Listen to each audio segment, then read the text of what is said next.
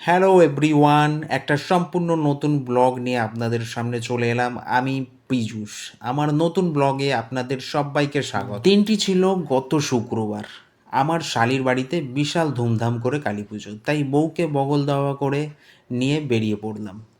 এখন আছি আমরা বেলুড় স্টেশন। ট্রেনও চলে এলো টাইম মতন, ট্রেনে উঠেও পড়লাম। তারে রে রে রে তুমি সবাইকে কেন দেখাচ্ছ? আমাকেও দেখাও। এই যে আমাকে দেখাচ্ছেই না। এই দেখো আমি শাড়ি টাড়ি পরে বেশ পরিপাটিভাবে চললাম দিদির বাড়ি, কালী পুজো বলে কথা। ট্রেনে ভিডিও করতে করতে আমরা খুব তাড়াতাড়ি চলে এলাম ব্যান্ডেল স্টেশন। ওখানে নেমে পড়লাম। কি গো, কিছু খাওয়াও।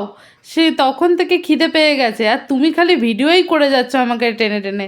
খিদে পেয়ে গেলে আর ভিডিও করতে ভালো লাগে? এই তো আমাদের নৈহাটি যাওয়ার ট্রেন চলে এসছে, চলো নৈহাটিতে যাই, তারপর নয় কিছু খাওয়াবো। এই নাও, চলো। গরম গরম চা আর তোমার এই ফেভারিট কেক। রোজ খেতে চাও না? বাহ, চাটা খেয়ে ভালোই লাগলো, তার সাথে আমার কেক। উফ, দারুণ। নাও চলো তাড়াতাড়ি খাও, এবার কিন্তু আমাদের কাকিনাড়া যাওয়ার ট্রেন ধরতে হবে। এই তো চলে এলাম দিদির বাড়ি। দেখো কি সুন্দর সাজিয়েছে বলো। হ্যাঁ, সত্যিই খুব সুন্দর সাজিয়েছে। আমি কোনোবার আসি না, এবার এসে খুব ভালো লাগলো। দেখতে দেখতে পুজোটাও হয়ে গেল বলো।